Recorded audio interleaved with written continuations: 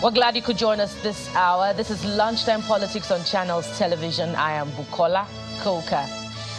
And we begin from the Supreme Court, where we understand that the Apex Court has fixed May the 9th for judgment in the appeal filed by former Osun Governor Gboyega Oyetola against the election of Ademola Adeleke.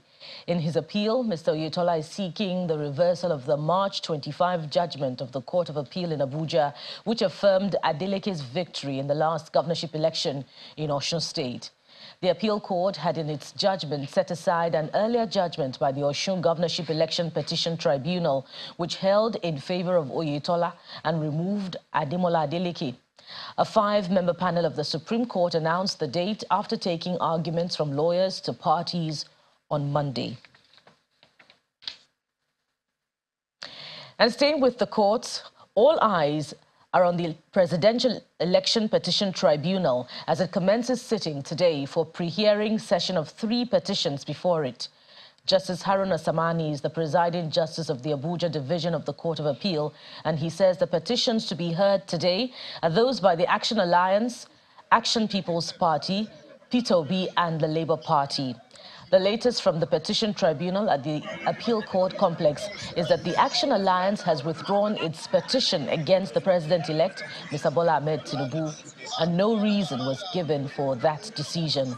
The court also scheduled hearing on the other 2 petitions by the Allied People's Movement and Atiku Abubakar and the People's Democratic Party, PDP, for Tuesday. Justice Samani, who is leading a 5-man panel of justices, sought the cooperation of all lawyers in the 5 petitions to enable the court to decide the cases on time. At the court today, to witness proceedings are the presidential candidate of the Labour Party, Mr. Peter Obi, and the Director General of the All Progressives Congress Presidential Campaign Council and Governor of Plateau State, Mr. Simon Lalong. Wale Olanikwekun, Chris Uche, Levi Uzoku, and Abubakar Mahmoud, who are leading the legal teams of petitioners and respondents, agreed to work with the court to ensure prompt determination of the petition and to achieve justice. Other members of the panel are Justice Stephen Ada, Justice Misturat Bolaji Yusuf, Bolo Kuromo Ugo, and Justice Abba Mohammed. The presidential candidate of the Labour Party, Peter Obi, and the Governor of Plateau State are in court, as said earlier, to witness proceedings. The courtroom shows that the presidential candidate of the Labour Party is physically present at the tribunal. He is there with some party leaders also present in court.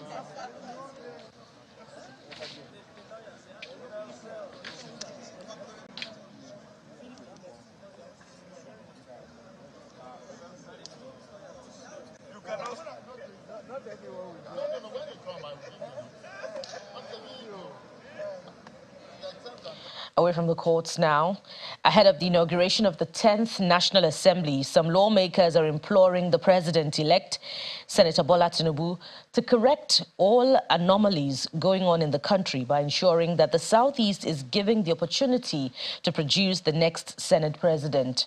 Other groups also want their region considered in the interest of equity and fairness.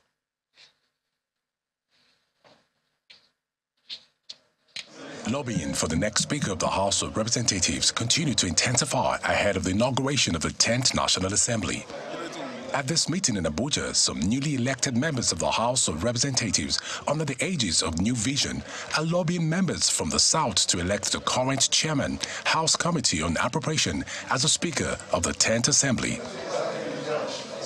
The meeting, which has members drawn from 4 political parties, including the PDP, Labour Party, APC, and the New Nigeria People's Party, believes strongly that they will not be bound by the zoning arrangement of any political party. We have been hearing some rumors of zoning and all of that. But those of us in the National Assembly, if you know, the National Assembly is an entity on its own. It's independent. Those of us in the National Assembly want to support a speaker who is our own, a speaker who will defend democracy, a speaker who will protect the interests of members, a speaker who will help us deliver on the dividends of democracy. So whatever they decide cannot be binding on us. What we are thinking is the credibility of the personality that is supposed to be the Speaker of the 10th Assembly, who can be more productive and that can bring unity, cohesion, and understanding for us to be able to have a credible and purposeful leadership that will work together with the executive with the view to make Nigeria better.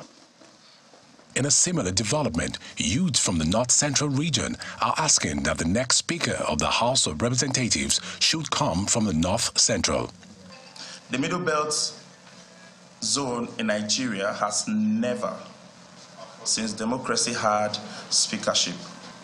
We wish to implore all concerned stakeholders, particularly members-elect of the House of Representatives, to support Honorable Idris Wase. This personality has all it takes by experience, by knowledge, by virtue of service. Over 60% of members in the incoming House of Representatives are first-timers. This number, no doubt, has the capacity to decide the fate of the next Speaker of the House of Representatives.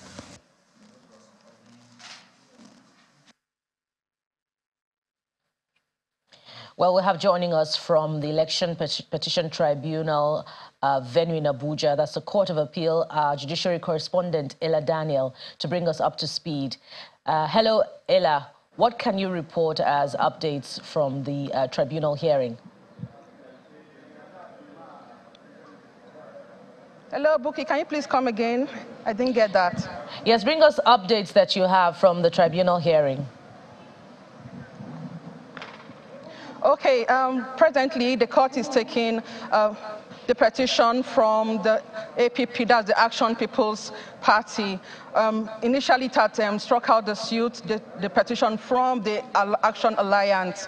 They seek to withdraw the suit against the presidential candidate, the president-elect of the APC, that's Bola Ahmed Tinubu. They didn't give any reason why they're withdrawing the suit. So, but ongoing now is the petition by the APP, that's the Action People's Party. And after that will be the petition by the Labour Party and its candidate, Peter Obi, who is presently in court to witness the day's proceedings, and also the governor of Plateau State, Governor Lalong, is also in court, Simon Lalong. Presently, the court is peaceful. Everybody is in good shape. Give us a sense of the atmosphere within and outside the court, as well as the court begins hearing. And just to add to that, we hear that security is tight, amid the commencement of hearing. Absolutely, as early as 6:20 a.m., the premises leading to the courtroom, that's the roads and everywhere, was cordoned off by the security agency, that's the Nigerian police force, to ensure there's no, to forestall any sort of violence. And even within the courtroom, we had security agencies to ensure that everything was peaceful. And when the court started sitting at 9 a.m., there was a mad rush, actually, because there was a lot of anticipation by lawyers and journalists and the general public to have access into the courtroom, to have a first-hand witness of what's going to transpire today. So when we got into the courtroom, it was more of it was not tense in the sense of it, but you could feel that the lawyers were there to justify why they were in court today. And the courtroom was filled to its capacity, as it is expected of such cases. And virtually, like, everybody was in high spirits, basically in high spirits, but just to ensure that they have a peaceful proceedings. Buki. Finally, just before we go to other court matters, confirm to us that the court has fixed Tuesday for hearing of the other petitions, including that of the presidential candidate of the PDP, Alhaji Atiku Abubakar, and the party itself, the main opposition party. Yes, tomorrow, Tuesday the 9th, the court will take the petitions from Atiku Abubakar and the APM. Atiku Abubakar, as we know, is also challenging the election, the victory that brought in the president-elect, Bola Ahmed Tinubu. So tomorrow, Tuesday, by 9 a.m., the court will also take his petition and that of the APM, that's the All Progressive Movement. Buki. And lastly, we hear also that the Supreme Court has fixed Tuesday, May the 9th, for judgment in the appeal filed by former governor of Osun State, Gboyega Oyetola, challenging the election of the current governor, Ademola Adeleke. It appears that it will be a busy day for the courts tomorrow in Abuja. Absolutely. All eyes are also on the Supreme Court tomorrow. By 2 p.m., people of Osun State will know who is the next, who is the governor of the state. Either Ademola Adeleke will remain as governor, or the court will upturn the judgment of the Court of Appeal, which had installed Adeleke Ademola as governor, or Oyetola will come back as the governor. So all eyes are on the Supreme Court tomorrow for that verdict. Ella Daniels, our judiciary correspondent, reporting from the Appeal Court Complex, venue of the pre-election petition hearing of the Presidential Petition Tribunal. We'll return to you, Ella, as soon as we have updates. You have updates for us on that developing story.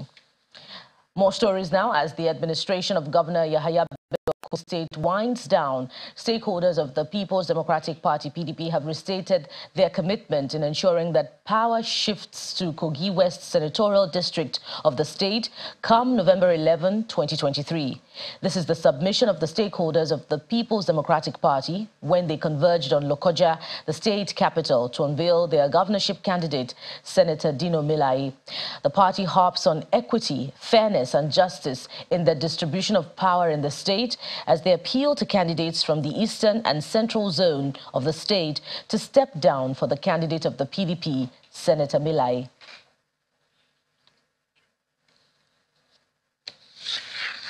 And Governor Abdulrahman Abdulrazak of Kwara State has inaugurated the State Independent Electoral Commission with a charge on them to discharge their duties in accordance with the oath of their offices by conducting free and credible local government elections. Meanwhile, the opposition party, the People's Democratic Party, has described the inauguration as belated, saying it will soon make its position known on whether to take part in the exercise. Governor Abdulrahman Abdulrazak of Kwara State is moving to end the administration of transition implementation committees across the 16 local government areas in the state. The governor is inaugurating the Kwara State Independent Electoral Commission to officially kick off the process to conduct the local government elections in the state. I charge all of you to consider this as an important duty to our state. I also assure you of our full support to conduct local government polls, which will usher in new leadership, specifically at the grassroots level. I urge you to discharge your duties in accordance with your oath of office. It's also important for you to properly engage with all stakeholders in the electoral process, especially political parties and the populace. One after the other, the 7-member board of the commission take their oath of office. And always in the interest of the sovereignty, integrity, solidarity, well-being, and prosperity of the Federal Republic of Nigeria. However, the People's Democratic Party is frowning at the timing of the decision to begin the process for a local government election in the state. I am very happy as a politician that at the end of the day, the Kwara State government has inaugurated State Independent Electoral Commission. But this is coming at the wrong time. Because as I'm talking to you now, there's no way this CIE can organize any meaningful election between now and October. Anything they want to do now will be maybe October, November, or thereafter. The transition committees have been in office for the past 3 years, and the task before the electoral body is to put in place the necessary machinery to ensure the successful conduct of the exercise. This is still Lunchtime Politics on Channels Television. Still to come, we'll return to our story on the inauguration of the 10th National Assembly. Will it be historical antecedent, or will it be a reward for electoral gains? Which factor will shape the election of members-elect into key offices of the National Assembly? We'll have those questions answered for you after this break. Stay with us.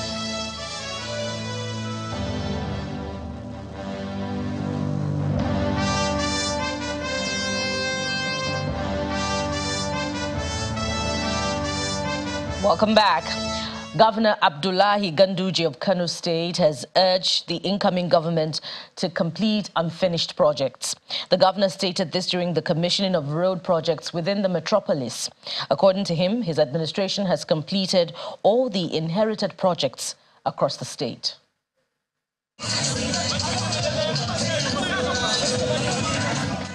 As May 29 approaches, Governor Abdullahi Ganduje of Kano embarks on project commissioning. 4 road projects were commissioned on the same day in Kano metropolis. Commissioning this important road was a belief it has increased commercial activities around this area. Bismillah ar-Rahman ar-Rahim. To encourage sustainability, solar street lights replaced the conventional lights on the roads. This road, Amadou Bello Way, is 2.5 kilometers. This road was constructed more than even 100 years ago, if I can put it that way. And before we decided to rebuild this road, it was terribly bad. The drainages, they have collapsed. So many potholes, very difficult to drive on. So it became absolutely necessary for Kano State government to reconstruct this road. And we are happy, as we anticipated, as we expected, as we believe the contractor is equal to the task. And he has done the job very, very well. While addressing newsmen, the governor urged the incoming administration to complete the unfinished projects. Especially for incoming government. The incoming government, whether it is NNPP government or APC government, nobody knows. But it's important to know that government is a continuous process. We inherited a number of projects.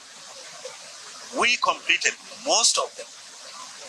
There could be small percentage that we have not completed, and that is government. The governor is hoping to commission projects before handing over to the incoming administration. Sadiq Eliasu, Channels Television News. And now we return to our story on the inauguration of the 10th National Assembly, as some lawmakers are imploring the president-elect, Mr. Bola Ahmed Tinubu, to correct all anomalies going on in the country by ensuring that the Southeast is given the opportunity to produce the next Senate president. Other groups also want the region to be considered for interests of equity and fairness. The 10th National Assembly leadership seat is one that is of interest to all Nigerians. Different groups from the South-South, South-East, North-West and North-Central have come out to make a case for their preferred candidates. Ensure that the leadership of the National Assembly projects the president-elect.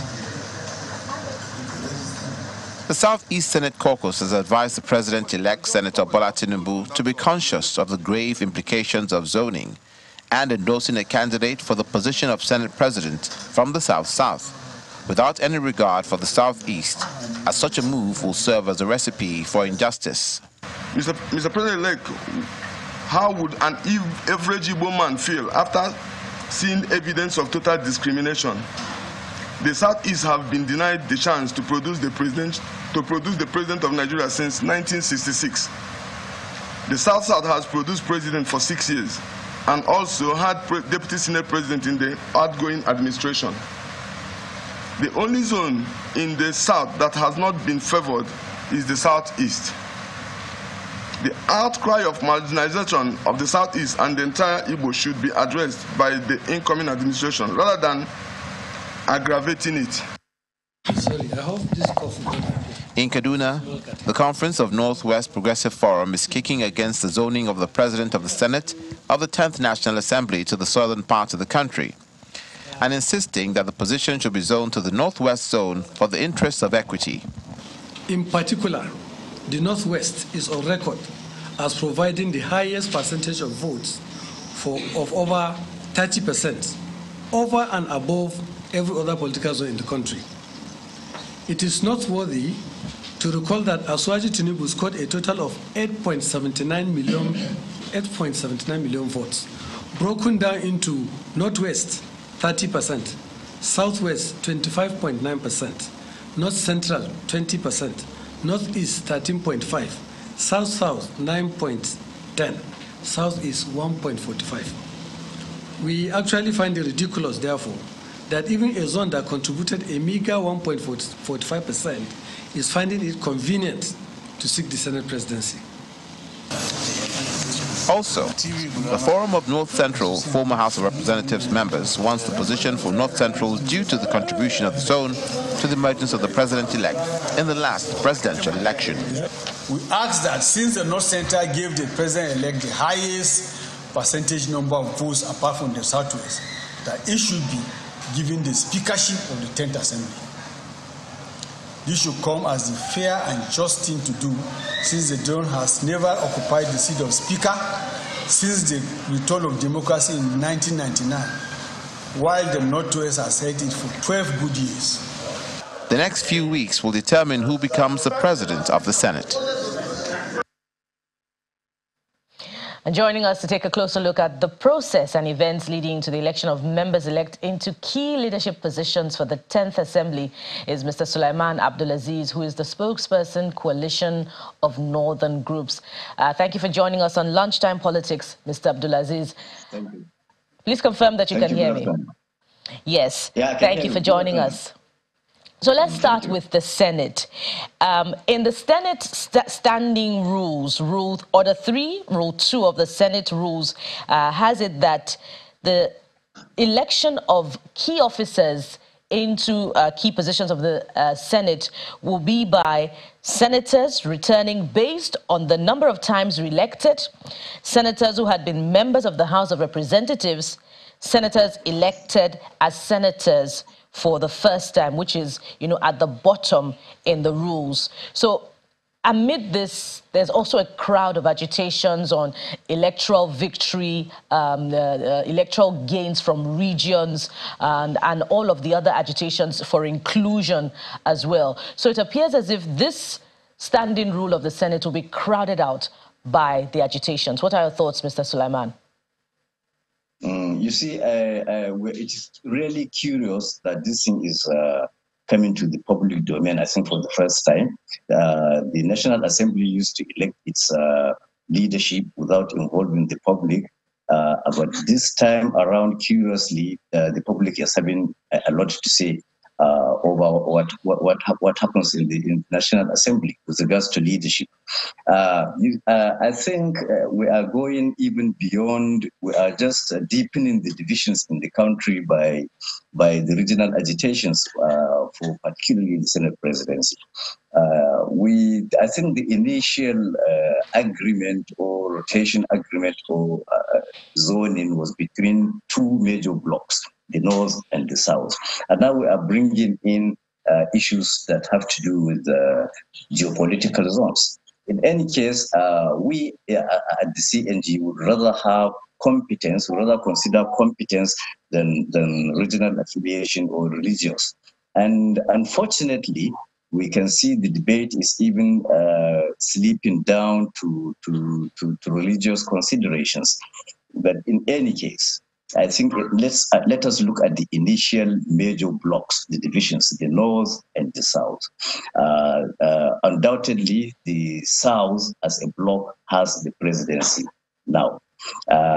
It's the North that has, I think people will argue that the North has the vice presidency. Of course it has, but then we don't really see the position of the vice president as functional. It's nominal. So really, the next most important functional office after the presidency is the Senate presidency. So really, if we are to be fair, I mean, for the sake of fairness, for the sake of this debate, the North as a bloc, we're not talking about geopolitical zones, the North as a bloc should be allocated the seat for the Senate president, so that we now have two we might have shared the two major functional offices, the presidency of the country and the Senate presidency. But in the interest of fairness, Mr. Sulaiman, in the interest of fairness, the North has enjoyed the plum seat for a good 8 years, which is rounding off on May the 29th this year. Isn't that fair enough? No, I thought we are thinking of beginning on a new slate. This is a different administration. So in beginning on a new slate, lawmakers from the South believe that it is the time or the turn of the South to occupy the number 3 seat in the country, which is the office of the Senate President. So hence the agitations for either the South-South or the Southeast to occupy that seat. Don't you think that that is fair? Yeah, you see, I'm talking about fairness. I mean, we have to be practical about it. Like I said, if it's about fairness, not other considerations, it's only going to be fair if the North gets it. We're not talking about Northeast, North Central, or Northwest. We're talking about the North, because the North contributed immensely to the success of the APC in the recent elections. And it has to be not compensated, I don't want to say compensated, at least acknowledged. That contribution had to be acknowledged. You see, by having, like I told you, we have to agree to admit that the vice presidential position is not functional. The office of the vice president is not functional, it's nominal, it depends on circumstances. That's when the vice president will function. So really, if it's about fairness, the South as a bloc, we're not talking about Southwest or Southeast or South-South. The South as a bloc has the presidency. And the next important office, the next important functional office is that of the Senate presidency. Your advocacy for the Senate presidency seat to be occupied by a member-elect from the North is based on regional consideration rather than the ranking rule of the Senate. So if that's the case, you'll correct me if I'm wrong, but let me just land. If that is the case, which member-elect are you advocating for? No, we are not really advocating for individuals. We have never done that. What we do is protect the interests of the North where it's due. But where it's not, we don't even interfere.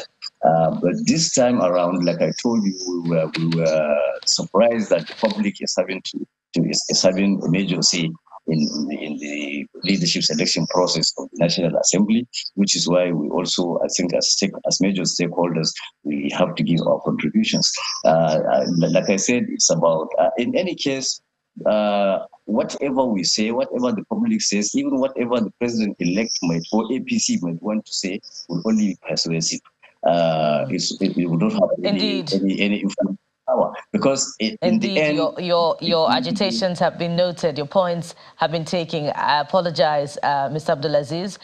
This is the much we can take on the program. We thank you very much for your time and contributions on Lunchtime Politics this afternoon. Thank you very much. And that's our offering for today. Thank you very much for being there. Join us again tomorrow when we bring you another edition of the program. I am Bukola Koka. Bye for now.